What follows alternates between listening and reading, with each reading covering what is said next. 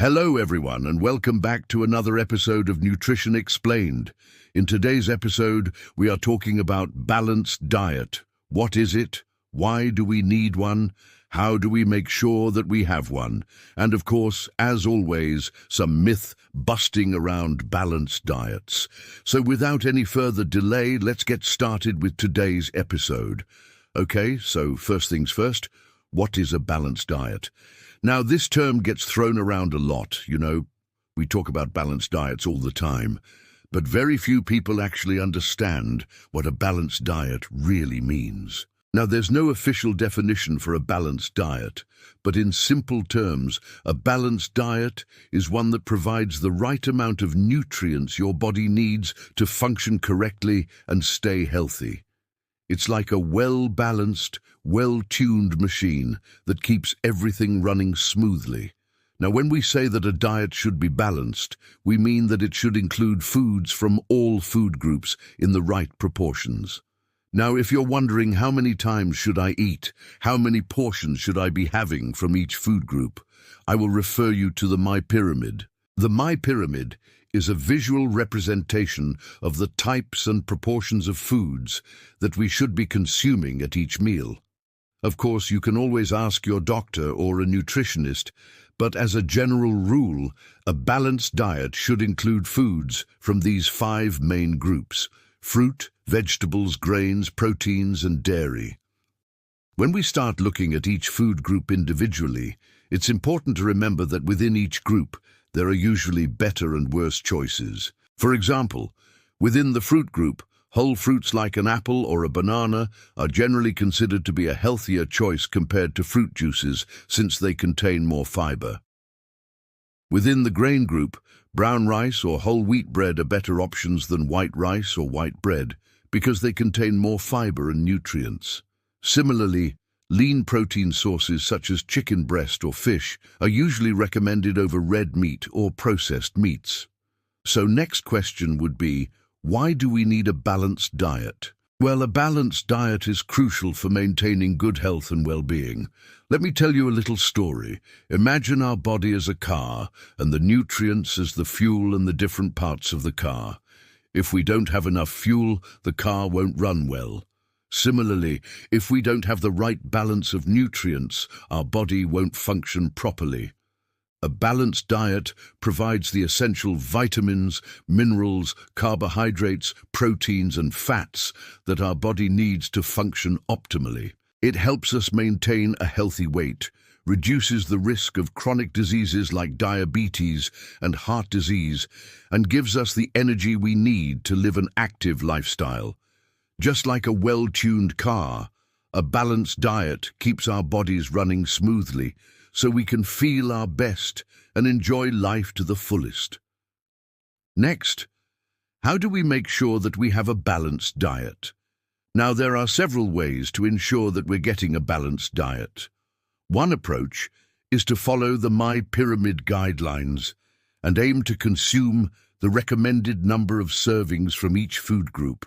Another approach is to use the 50-25-25 method as a rough guide. This method suggests that half of our plate should be filled with fruits and vegetables, quarter of our plate should be filled with grains, and a quarter of our plate should be filled with protein. Additionally, we can also use visual aids like the food wheel or the My Plate model to help us create balanced meals.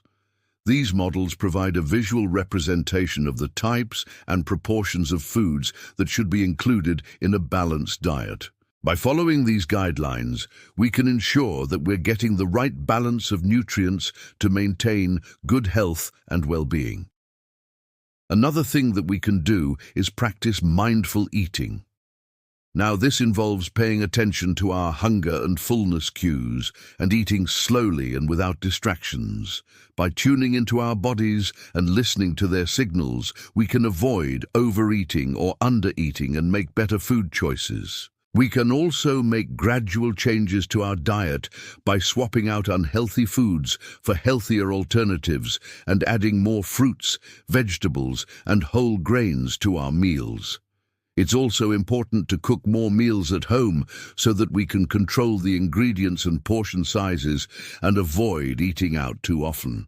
Planning ahead and preparing healthy meals and snacks in advance can also help us stick to our goals and prevent us from making impulsive food choices when we're hungry. Finally, staying hydrated by drinking plenty of water throughout the day can also help us feel full and prevent overeating. I know sometimes we might be too busy or just not motivated to put in the effort required to plan and prepare balanced meals. But even small changes can make a big difference. For example, instead of reaching for a sugary snack when you're hungry, try grabbing an apple or a handful of nuts instead. Or if you're planning to eat out, choose restaurants that offer healthy menu options and ask for modifications to dishes to make them healthier. Remember, it's the small changes that add up to big results. Every step you take towards creating a balanced diet is a step towards a healthier, happier you. And of course, we need to keep in mind the common myths and misconceptions around balanced diet. So here are 3 most common myths that we come across. Number 1 is that carbs are bad for you. Now, I have done quite a few videos debunking this myth, and the truth is that not all carbs are created equal. Carbs are one of the 3 macronutrients that provide our bodies with energy. They come in 2 forms, simple and complex. Simple carbs are found in foods like sugar and honey, while complex carbs are found in foods like brown rice and sweet potatoes. Complex carbs are made up of long chains of sugar molecules that take longer to break down, which leads to a slower and more steady release of glucose into the bloodstream. This helps to maintain stable energy levels and prevent hunger and fatigue. On the other hand, simple carbs are quickly broken down into glucose, which can cause rapid fluctuations in blood sugar levels. This can lead to feelings of hunger and cravings for more carbs and can contribute to weight gain and other health problems. So rather than cutting carbs completely, focus on consuming complex carbs and limiting your intake of simple carbs. Second myth, that fat-free or low-fat foods are always a better choice. Now, this is not necessarily true. Fat-free and low-fat versions of foods often have added sugars or artificial ingredients to enhance their flavor, since fats and oils naturally have a rich flavor that many people enjoy. So when you remove those fats, you have to add something else to replace the flavor. While some people may prefer the taste of full-fat foods, others may not. It's entirely a matter of personal preference.